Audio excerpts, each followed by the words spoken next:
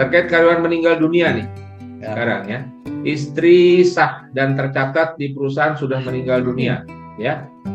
Pekerja memiliki anak 3 orang, masing-masing 1 orang dari istri terdahulu, ya, yang sudah divorce, maksudnya yang sudah bercerai, dan 2 orang dari istri yang sah sekarang yang masih tercatat di perusahaan. Ketiga anak ini tidak ada kesepakatan terkait uang pesangon dari perusahaan diserah terimakan ke siapa. Apa langkah yang harus dilakukan oleh perusahaan? Terima kasih. Baik. Karyawannya meninggal dunia ya. Inilah kenapa Bapak Ibu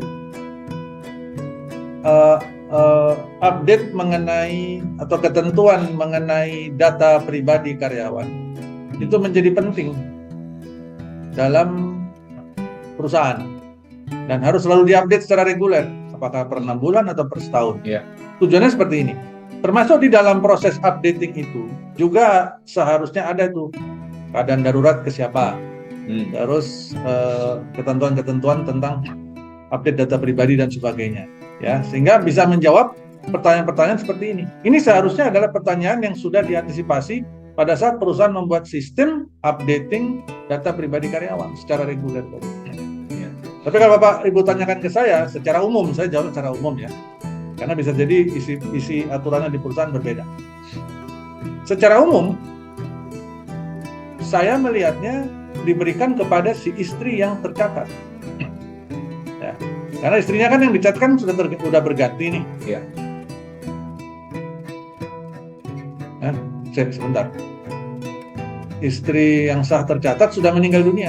Ya. Oh, berarti sudah nggak ada, istri yang tercatat sudah nggak ada kan, begitu ya? Ya. Terus berarti statusnya dia pada saat karyawan meninggal, status di perusahaan adalah dia duda, ya, tanpa istri tapi punya anak, ya kan? Nah, anaknya ini berarti tiga-tiganya masih didaftarkan. Ya. Yang satu dari istri yang pertama, yang kedua, yang 2 orang dari istri yang kedua. Maka karena ini harusnya diberikan pada istri yang tercatat, yaitu istri yang kedua, tapi karena dia sudah meninggal, maka yang mewakili istri yang kedua ini yang sudah meninggal siapa? 2 anaknya yang ahli waris ini, silahkan dengan sana.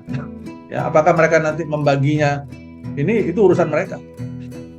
Perusahaan berarti hanya dalam konteks hukum administrasinya, konteks hukum administrasinya dalam prosedur melepaskan haknya karyawan. Ya. Jadi perusahaan tidak perlu ikut campur sampai pembagiannya. Ayo panggil warisnya, panggil ahli waris segala macam. Nah itu nggak perlu. Perusahaan poinnya melepaskan haknya karyawan yang meninggal dunia kepada pihak yang tepat. Ya. Nah ini hati-hati nih. Pihak yang tepat ini siapa? Ya.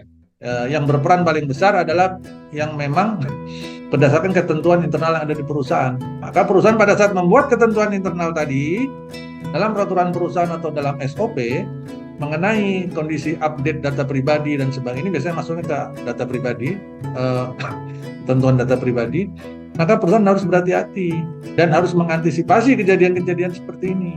Ya. Begitu ya, Bapak Ibu. Ya, dan misalnya ini kan ada istri yang masih hidup yang sudah yang pertama, yang udah divorce. Nah, itu juga tidak bisa. Dia nggak bisa. Dia tidak lagi memiliki hak untuk langsung sini biar aku saya bagiin. Karena saya kan istri pertamanya, istri kedua udah meninggal, berarti balik ke saya ya. Enggak. Orang nggak dicatatkan lagi kok. Secara hukum waris pun tidak mendapatkan lagi, maupun dari hukum haknya juga dari ketentuan ini juga nggak masuk. Ya dalam konteks ketenaga kerjaan ya. Kecuali misalkan nih pada saat istri yang kedua ini udah meninggal, terus istri pertama dimasukin lagi, atau dia rujuk lagi sama istri pertama. Itu lain lagi kan.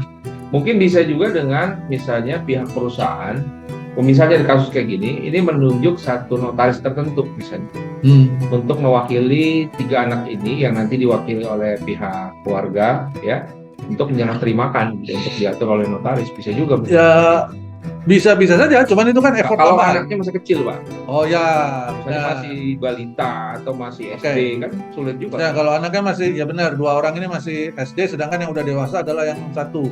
Yang ini yang anak dari istri pertama. Nah ini ya memang benar sih, harus ada yang menengahi di situ. Pihak ketiga memang mesti masuk di sana. Ya, atau mungkin ada pamannya atau atau pamannya, betul. mertuanya kan begitu ya. Kayaknya mungkin hidup kan. Kakeknya masih ada. Oh, udah nggak ada semua, Pak. Nah, repot nih urusannya. Ya udah, ke notaris. Ya, begitulah. Ya. Jadi ya itu tadi, itu harus bisa diantisipasi. Ini teman-teman di kontrak drafter, di HR harus punya apa namanya? Sense of anticipation. Okay. Ya, dalam membuat aturan begini. Begitu, terima kasih.